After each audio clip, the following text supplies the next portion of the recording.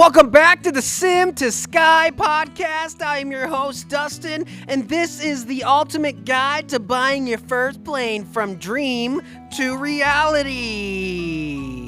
And you know, we've all been there. You're scrolling through Trade a Plane at 2 a.m., staring at gorgeous 1967 Cessna 182 for only $120,000.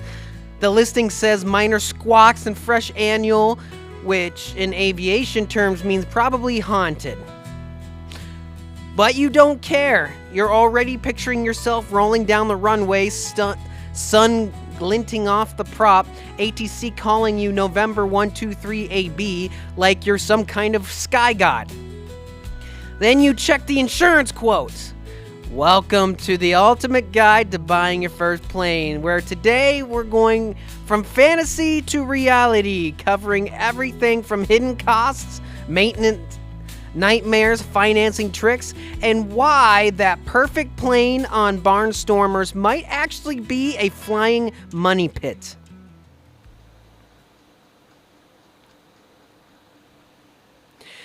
The 5 stages of plane buying grief.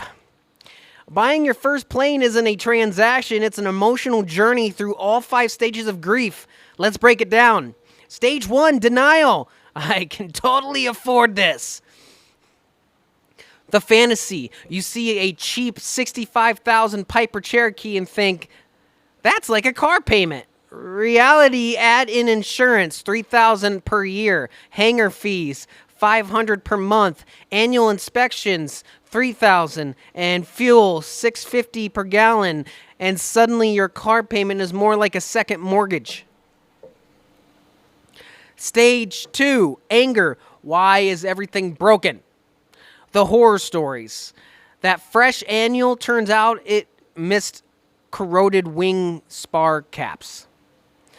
The minor squawk list includes engine makes metal, which is aviation for impending doom. Pro tip, never trust an ad that says mechanic special. That's code for you'll need a priest.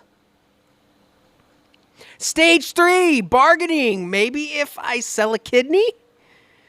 Creative financing, partnerships, split costs with 2 to 3 other pilots. Leasebacks, let the flight school rent it out and trash it. Seriously, that's probably your best choice. Bank loans, if you enjoy existential dread.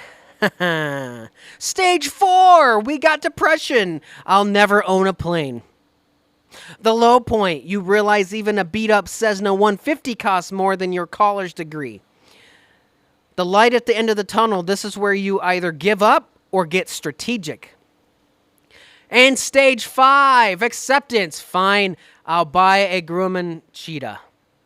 The reality check. You accept that your first plane won't be a Bonanza. It'll be a humble, affordable workhorse that flies more than it bleeds money.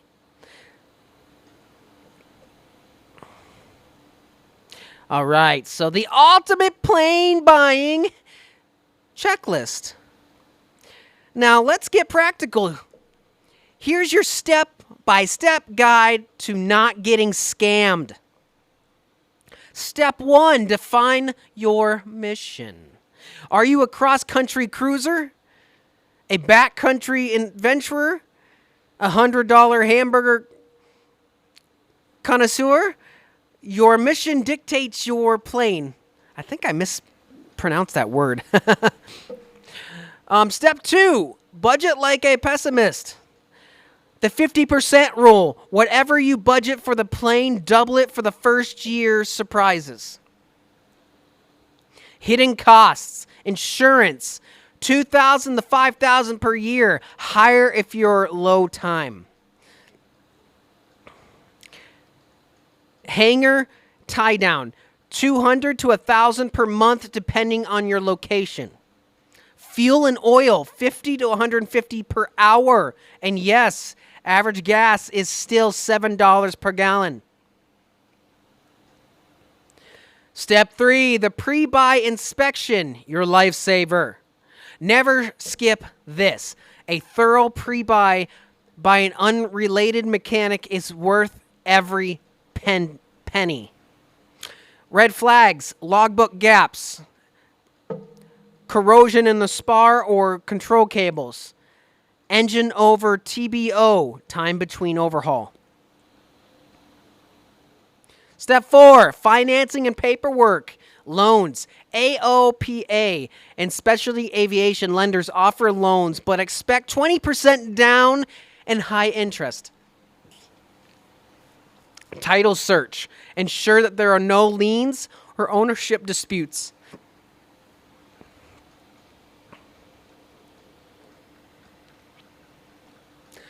All right, we're going to go to the best and the worst first planes to buy.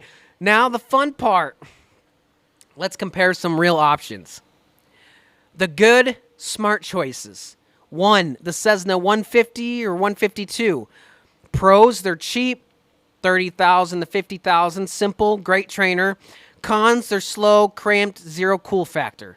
I disagree with the cool factor. I actually think the Cessna 150 and the 152 are cool, but that's just me. And then you got the Grumman AA5 series, the Cheetah and the Tiger. Pros, they're fast, fun, and sporty. Cons, fiberglass repair costs. And then you got the Piper Cherokee 140 or 180.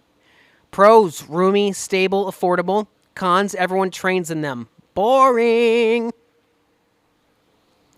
So here comes the bad, the money pits. And this depends on what you really want. Older Bonanzas. Pros, they're fast, sexy, and the V-tail. Cons, 30,000 annuals. Complex systems.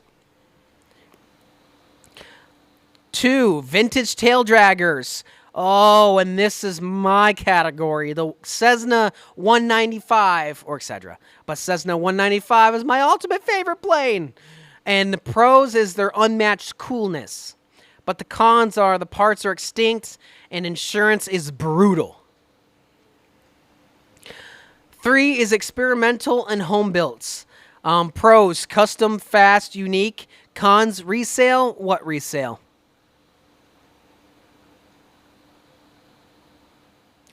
All right, we're going to go to some listener Q&As.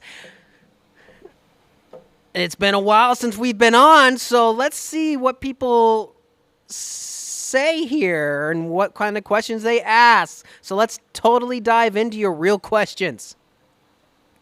1, should I buy a plane before getting my PPL? Only if you love financial pain. Wait until you've soloed, then decide if you really want to commit. Question 2. What's the one thing you wish you knew before buying?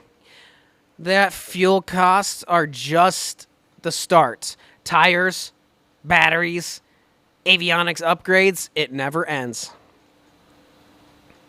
Is leasing back to a flight school worth it?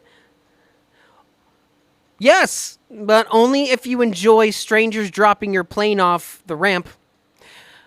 But seriously, if you're going to let a flight school use it, you actually will make some good money back.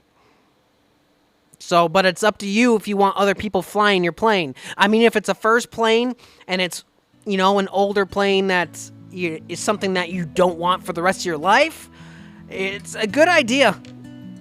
It's a good trainer plane, and you can make money back off of leasing it to his flight school. All right, so the next episode, next month, is aviation gear you actually need versus Instagram lies. Spoiler, you don't need a $1,000 kneeboard. Email your plane buying nightmares at hrdcrmtl@gmail.com. Best ones get read on air. Remember, the best plane is the one that flies, not the one that bankrupts you.